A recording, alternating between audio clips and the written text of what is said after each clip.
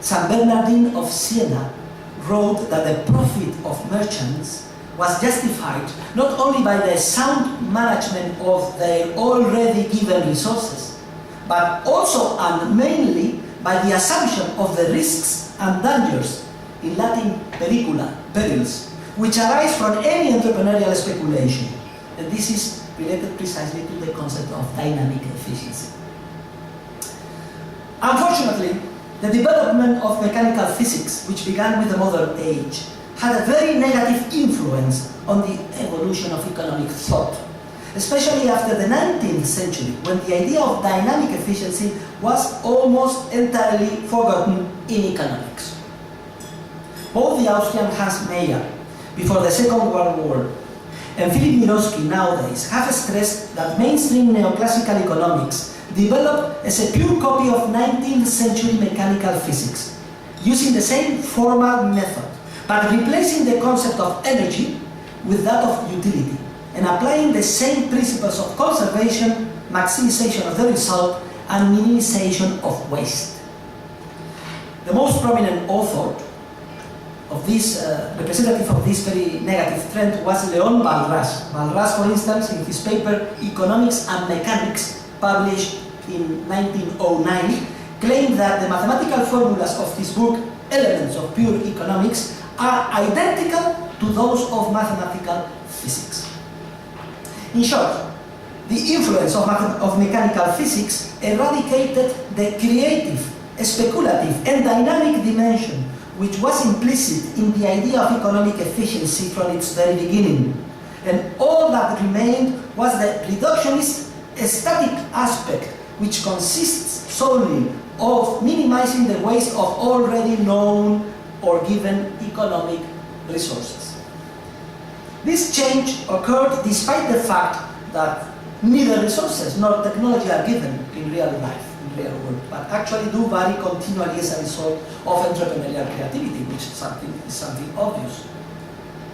This reductionist concept of static efficiency had an immense theoretical and practical influence in the 20th century.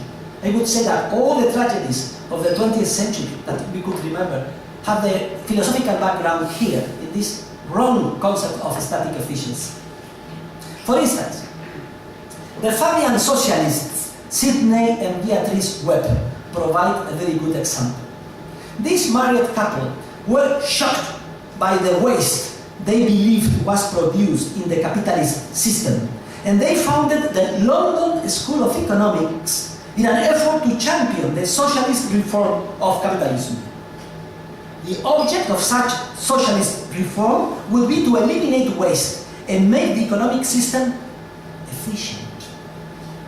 The Webbs later made no secret of their warm admiration for the efficiency they believed they observed in Soviet Russia, to the point that Beatrice even declared, quote, "I fell in love with Soviet communism."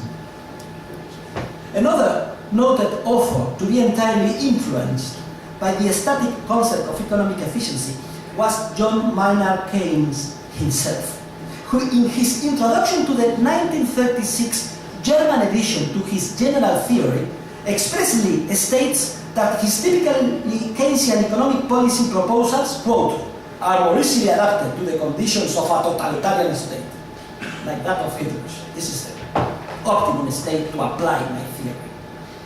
And Keynes also highly praised the book Soviet Communism, which the Webbs had published 3 years earlier.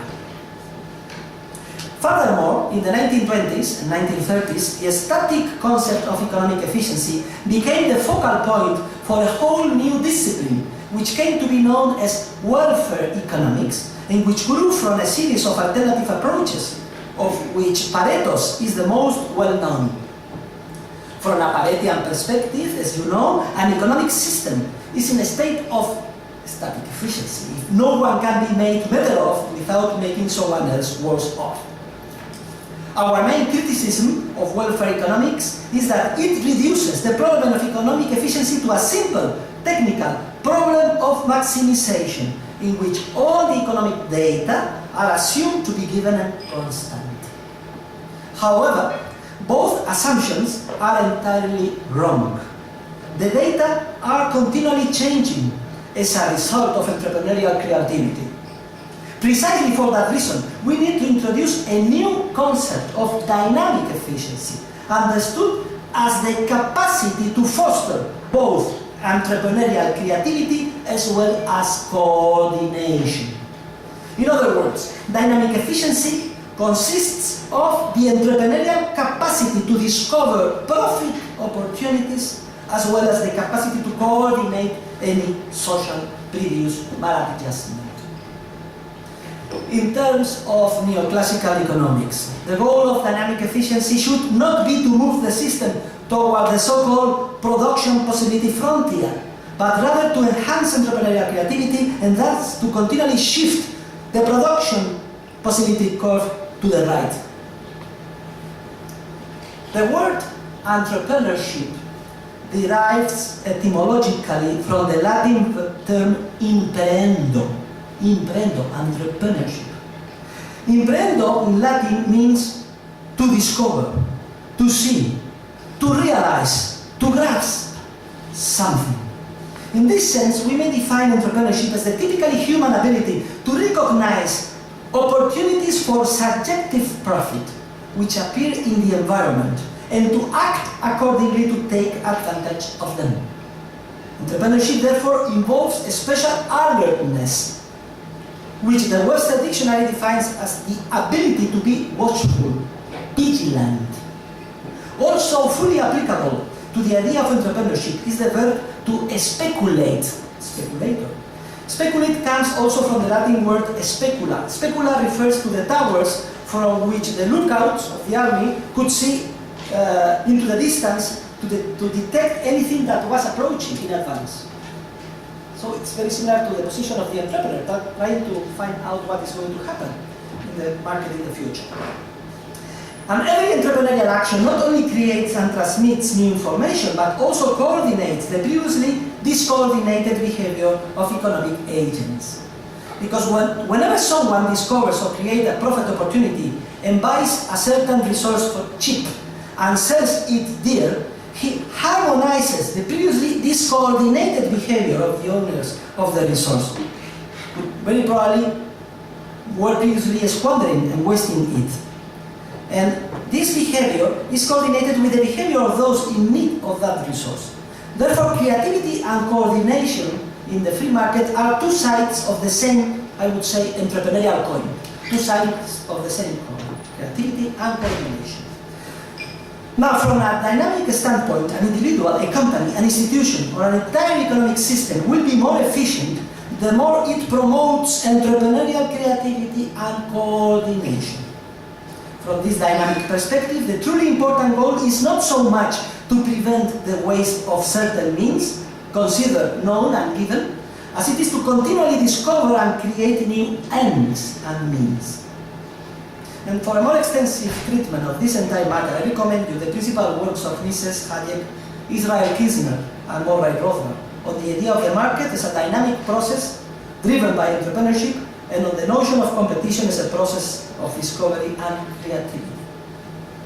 In my opinion, these Austrian authors provide us with the most exact concept of dynamic efficiency, which contrasts with the more imperfect concept of dynamic efficiency developed, for instance, by Joseph Alois Schumpeter or by Douglas North. North and Schumpeter offer totally opposite perspectives. While Schumpeter exclusively considers the aspect of entrepreneurial creativity and its destructive power, what he calls the process of creative destruction, Douglas North, Nobel Prize winner of economics, concentrates on the other aspect, which he calls adaptive efficiency, or the coordinating capacity of entrepreneurship. Now we see that the true Austrian concept of dynamic efficiency, that developed by Mises, Hayek and Kirzner, combines both the creative and the coordinating dimensions, which Schumpeter and North studied only in a separate, partial and reductionist manner. Now let me go to the final part of my presentation, to the third one. And let us concentrate on the intimate relationship that exists between ethics and the concept of dynamic efficiency, which I